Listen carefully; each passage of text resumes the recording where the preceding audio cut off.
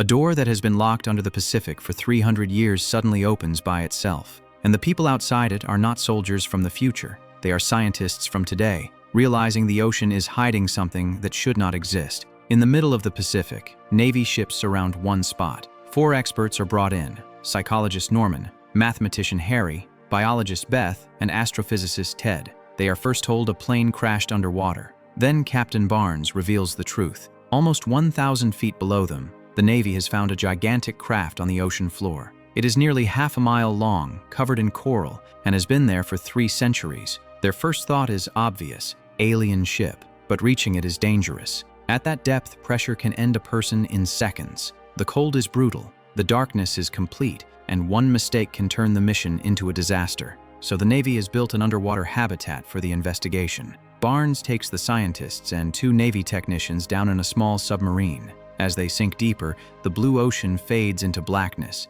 Then the lights reveal the impossible. A massive craft is lying in the dark, like a sleeping monster. The strange part is, it does not look damaged. No big scratches, no crash marks, nothing. After 300 years underwater, it looks almost untouched. Inside the habitat, they put on pressure suits and head to the craft. Beth warns them to stay alert because the deep sea has its own dangers, but the real danger may be behind that door. The Navy has attached an airlock to the entrance. Ted tries to force the door open, but the material barely reacts. Then, without warning, the door moves by itself, and the ship opens for them. Inside is a long ramp surrounded by machines far beyond modern technology. No aliens, no bodies, just silence. Then Beth spots something stranger: human-looking footprints. Barnes splits the group. He, Harry, and Ted move deeper, while Norman and Beth follow the tracks. They step onto a platform and it lifts them into another chamber. It looks like a control room. While searching, Beth screams. A skeleton is sitting in a chair, but it is not alien. It is human. Its skull is badly damaged, and in its hand is a packet of almonds from an American brand. Beth realizes this may not be an alien ship at all. It may be American. Norman says that makes no sense. The ship has been here since the 1700s. Humans did not even have aircraft back then. Then, a screen turns on by itself. The commands are in English. Beth checks the flight records and finds a launch date ending in 43, maybe 2043, maybe 2014-30. Either way, this ship is not from the past. It is from the future. Below the log is the phrase "unknown entry event." Beth opens it and a hologram shows the ship racing through space. Then a black hole-like force appears, pulls the craft in, and the recording ends. Before they can process it, Barnes calls them over. The others have found something. In another chamber, the team sees a giant golden sphere floating in midair. Its surface looks solid and liquid at the same time, shining like a mirror. But the reflection is wrong. The room appears on it, but the people do not. A low hum comes from inside, like the object is alive. There is no door, handle, seam, or clear way inside. Barnes orders everyone not to touch it and places a camera there. Back in the habitat, Ted gives a theory. Maybe a future American spacecraft went on a deep space mission, found this sphere, then got caught by a black hole. Around something that powerful, time may not move normally. Past, present, and future could bend together, throwing the ship centuries into Earth's past. That explains the coral, the human skeleton, and the future technology. But it does not explain the sphere. Is it a machine, a message, a weapon, or something no human mind is ready to understand? Then Surface Command sends a warning. A dangerous storm will hit in 8 hours. They can leave within 2 hours, or stay trapped underwater until it passes. Barnes decides they should return. The ship is not alien after all, so there is no reason to risk everyone's life. The others agree. But while everyone prepares to rest, Harry quietly tells Norman that Barnes is wrong about one thing. Harry's warning hits Norman like cold water. Barnes may think the ship is empty, but Harry says the sphere felt alive. It reflected the room, the walls, and the lights, yet refused to reflect the people before it. To him, that was not metal. It was something watching them. Norman tries to calm him. Maybe it is only strange technology. Maybe they should leave before fear starts creating answers. But Harry says nobody is leaving. He points to the ship's log. The future spacecraft entered a black hole, but the computer called it an unknown entry event. That means the crew did not know what it was. It was an accident. Now Harry explains the nightmare inside that detail. If they survive and tell the world, future scientists will know the ship travels through a black hole and crashes into the past. So when the mission happens, the event would not be unknown anymore. They would either cancel it or send the ship on purpose with a proper mission name, but the record still says unknown. So Harry believes the answer is awful. They never get out. No one warns the future. The timeline stays untouched because everyone down here dies. He calls it a predestination paradox, and suddenly the habitat feels more like a tomb. Norman is shaken, but he turns away and tries to sleep. Later, an alarm bursts through the station. Norman reaches the monitors and sees Harry outside, back at the golden sphere, standing before it like he is hypnotized. Then Harry walks closer and hugs it. His reflection sinks first.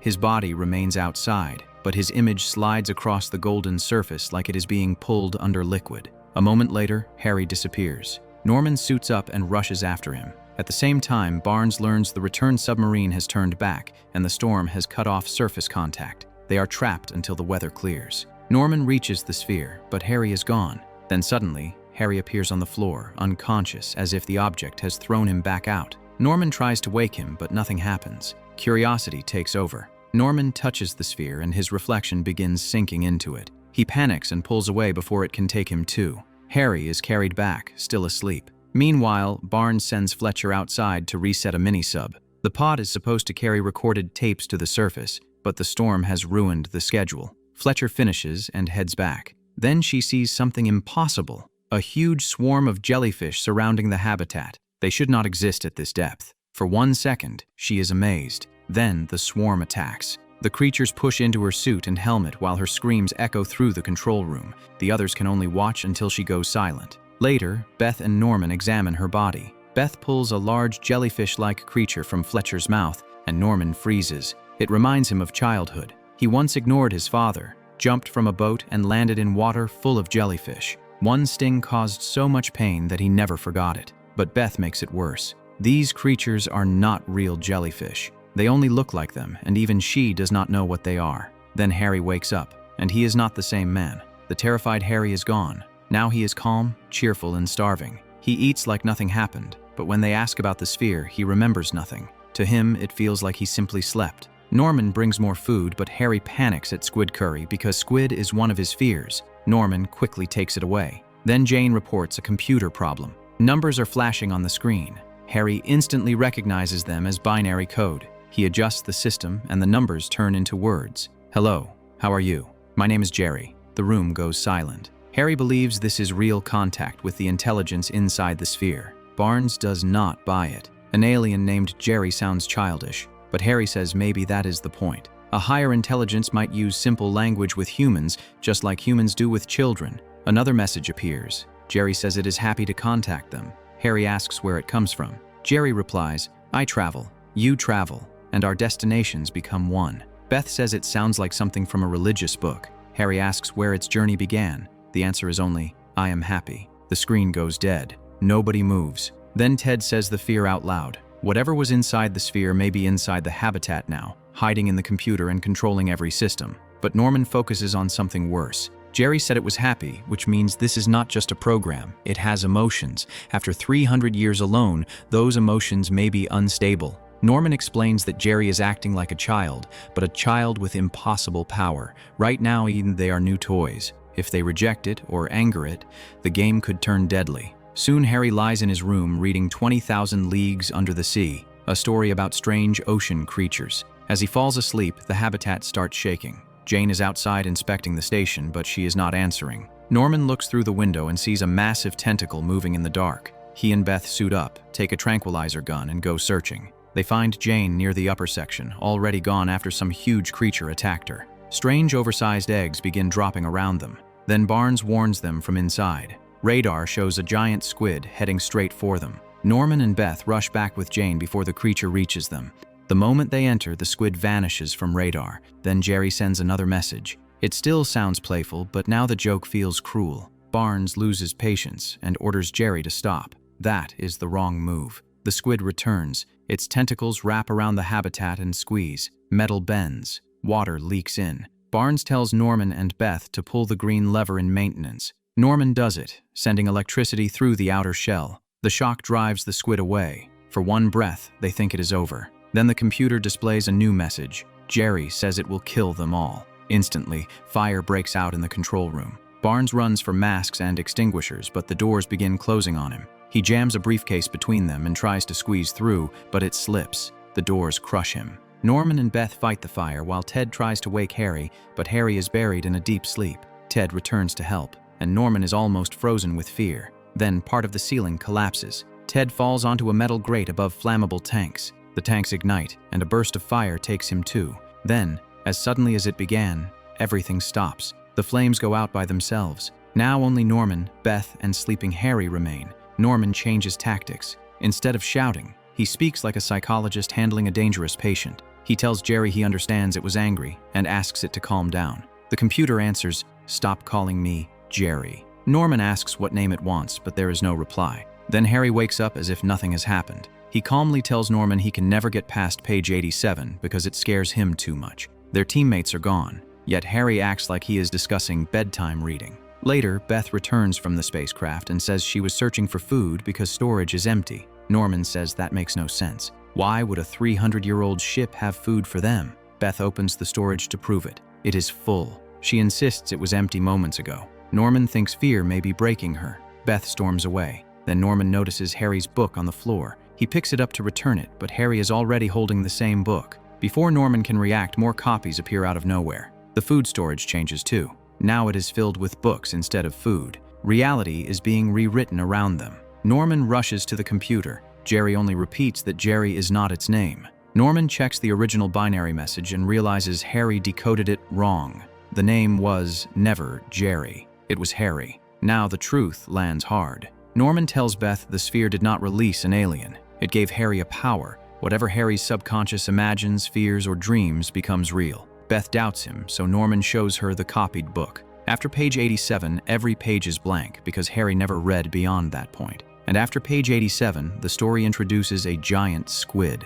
That was Harry's fear. Every disaster happened while Harry slept. The squid, the fire, the impossible changes. The enemy is not outside the habitat. It is Harry's sleeping mind. Beth realizes the monster was never outside the habitat. It has been hiding inside Harry's mind. Norman explains that the sphere did not just give Harry power. It linked his subconscious to the computer, so the messages were not from Jerry. They were Harry's buried thoughts spilling onto the screen, which is why the answers felt broken and childish. Harry has no idea he is doing it, so Norman and Beth make the only move left. While Harry sleeps, they inject him with a strong sedative. If he cannot dream, his fears cannot become real. Soon, Surface Command breaks through. The storm will pass in 6 hours. For the first time, escape feels possible. Then Norman goes to brush his teeth, and 2 sea snakes slide through the bathroom water and crawl into his clothes. He falls, panics, and screams. Beth enters, but for a moment she just watches. Then she pulls them away and says they are Belcher's sea snakes, extremely venomous but mostly dangerous in darkness. Later, Beth calls Norman to the lab. The second he enters, she locks him in. She says she trapped the snakes in a jar, but now they are gone. Harry is still unconscious, so Beth believes the snakes came from Norman. Norman remembers touching the sphere. He never fully entered it, but maybe contact was enough. Beth says his hidden fears are now becoming real too. Even the jellyfish that killed Fletcher may have come from Norman's childhood fear. She leaves him a sedative and tells him to use it. Norman refuses, so Beth floods the lab. Water rises fast. Norman nearly drowns, but escapes through a ceiling hatch into the freezing ocean. Beth watches on the monitors and refuses to help, too scared to let him back in. Then the screens change. Images of Barnes and Norman appear, criticizing Beth and calling her unstable, but these are not recordings. They are Beth's private fears. That means she has entered the sphere too. Now the truth flips again. The sea snakes were not Norman's fear. They were Beth's. She breaks down, believing she killed Norman, but he survives and gets back inside. He is angry, but when he sees her guilt, he forgives her. Harry wakes up and the 3 survivors finally understand the full horror. All of them have touched the sphere. All of them can turn thoughts, dreams, and emotions into reality. Norman realizes this is probably what happened to the future astronauts. They found the sphere, gained the same power, and then their own fears destroyed them. Then the computer gives a new warning. An explosive has been activated. They have 13 minutes. Beth realizes it may be her fault. Earlier, when she felt hopeless, she remembered the habitat had explosives and imagined using them. The thought became real. There is no time for guilt. They suit up and rush into the mini-sub, but as Norman starts it, fear pulls them somewhere else. Suddenly, they are back inside the spacecraft. They run, but the more they panic, the more reality traps them. Their minds are dragging them toward the disaster they fear. Norman understands the only way out. He tells them to control one thought: survival. They repeat it together. They will live. They will escape. They will not die down here. The next instant, they are back in the mini-sub. Norman launches it, and they escape just before the explosion destroys the habitat and the spacecraft. Against all logic, Norman, Beth, and Harry reach the surface alive. The Navy brings them aboard, but now they face a bigger problem. How can they explain the destroyed equipment and the lost team? No one will believe the truth. And if someone does, this power could become the most dangerous weapon in history. Beth says it could fall into the wrong hands. Norman says it already has. They are educated people, and the first thing they did with godlike power was create nightmares. That proves humanity is not ready. One bad dream could harm countless people. Then Harry's old theory finally makes sense. Maybe they survive, but never tell anyone. Maybe the timeline stays unchanged because they forget. So the three of them use the power one last time. Not to create, to erase. They hold hands, count to 3, and remove the memory of everything that happened below. As their minds let go, the golden sphere rises from the ocean and shoots into space, taking its impossible gift with it. And that is where Sphere ends. The sphere was some unknown alien object, but its real purpose was not explained fully. What it did was clear. It gave people the power to make their thoughts real. But the movie's point is humans are not ready for that kind of power, because we cannot control our subconscious mind. So instead of creating miracles, they created fears. Jellyfish, squid, snakes, fire, death. Meaning, the real monster was not the sphere. The real monster was the human mind with unlimited power.